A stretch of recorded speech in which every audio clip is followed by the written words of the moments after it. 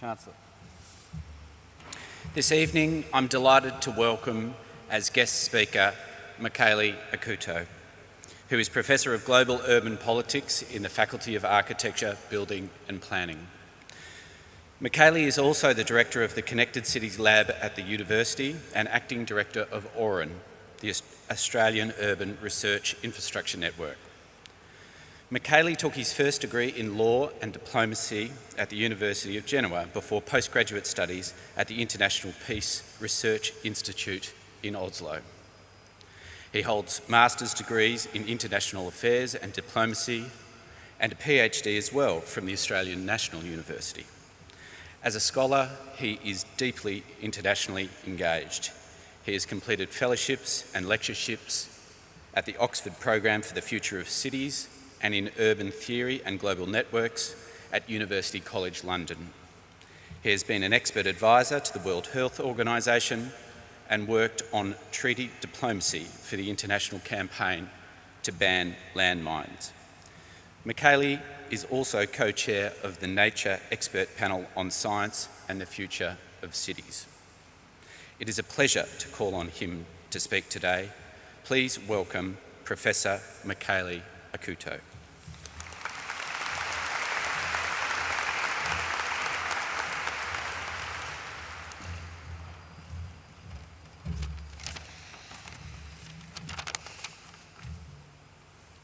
Chancellor, Vice-Chancellor, Dean, guests and 2018 graduates, thank you for the chance to, first of all, congratulate you and for the chance to share a few words today as we push you towards your next steps in your professional and, dare I say, academic careers in some cases. I think it is a particular privilege for me today to offer you our compliments because, as the Chancellor and the Vice-Chancellor just pointed out, I have to come clean and point out I don't actually have any of the degrees you're graduating with, though I call a great privilege to be a professor in the Faculty of Architecture, Building and Planning.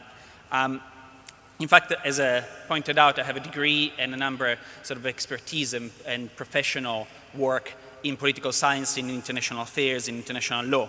So really, what drove me to contribute to major global urban agendas, whether it is establishing a sustainable development goal for cities, contributing to the new urban agenda of the United Nations, or campaigning for cities to be included and respected in the fight towards addressing and adapting to climate change, wasn't so much a degree, but a recognition of the importance of cities, and even more importantly, a passion for the built environment. And I think that's the main message that I would like you to walk out today with and think through as you embark in your next steps.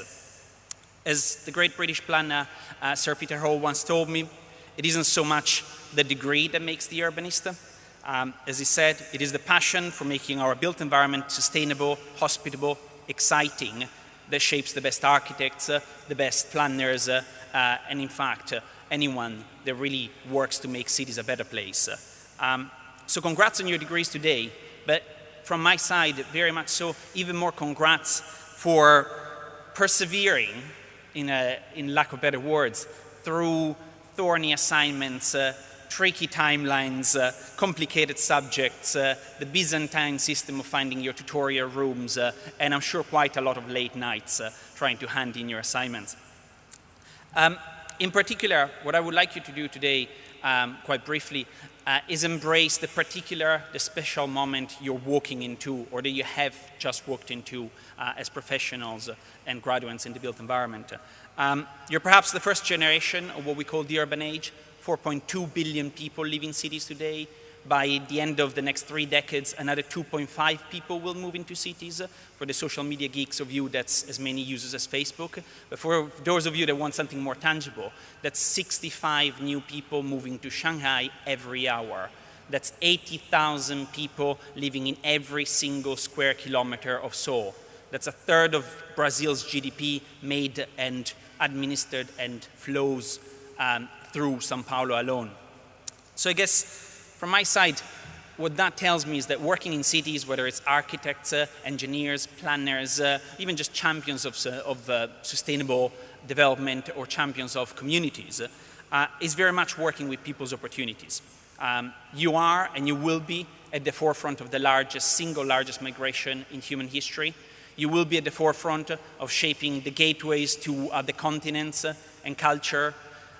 You will be and you are at the forefront of shaping the ways we should be living if we are to thrive in the face of dramatic shifts and challenges such as climate disasters, such as global inequality. So first and foremost, hats off to all of you for embarking into that adventure. In that you have a great fortune, but I also think you should really remember what fundamental moment you have to be leaders in this pivotal time for humanity. And so much be leaders in front of the mistakes and the problems that my generations and the generations before created and put on your laps to solve and address and take charge of. 860 million people live today in slums.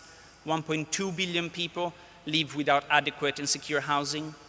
Just tonight, 7,000 people will be sleeping rough on the streets of London, where it isn't Melbourne like it's 4 degrees and heavy rain forecasted for the night. So as built environment professionals, I really would like you to remember what a fundamental need for your leadership in the wake of what we did in the previous generations you have at the moment, and how much leadership from you we need from you today. So I ask you to bear the responsibility, remembering you're not alone. First and foremost, for instance, just last year I was addressing the General Assembly of the United Nations. I did so just after the ambassador from the Maldives. And sure, we were wearing fancy robes and ties, but it was Ali and I that had handed over assignments late, that had waited and did nights in the computer labs, and that sat next to each other exactly as you're doing today. So look left and look right, because those people, you will meet them on the road, and they will be a fundamental resource. But I also ask you to remember that building cities is a global endeavor. I also ask you to remember that whether you work, as I've done and I continue to do with the United Nations, or just down the road in a community development, a community engagement group, a neighborhood group, you live in a context where you share an urban condition with at least another 5 billion people. There are hundreds of connections between cities. The way we pick up trash and garbage in Rio de Janeiro comes from ideas borrowed and discussed with Johannesburg and Jakarta. The way Ho Chi Minh manages his water today is very much by working with Melbourne and Venice. So in a sense, what I'm really asking you here is be leaders, but pull your chins up and look internationally, look to your friends, look to a community. You're not alone in this, and there's a lot of good ideas worth stealing out there. And stealing ideas, you might make another mate or two, if not more, along the way. You will make lots of friends out there, I'm sure, but what I'm really trying to say today as well is don't forget we're here and we find that we are a resource for you and we would like to remain friends of yours. We're as proud of calling you graduates of the University of Melbourne that you are of calling yourselves an alumni. And very much so, don't forget academia. Globally, in average, the average distance between town hall and the closest university is 4.5 kilometers. It's a short tram in Melbourne, a short walk in other cities, and it's a really bridgeable distance. My generations, previous generations, perhaps did a bad job and could do a better job at bridging that distance. Please just don't leave out of those doors and not come back. Do come back, do stay in touch, because we are all sharing that same urban challenge and urban condition. So in that, I think it's really your day, it's up to you, it's congrats to you for what a tremendous effort you've gone through.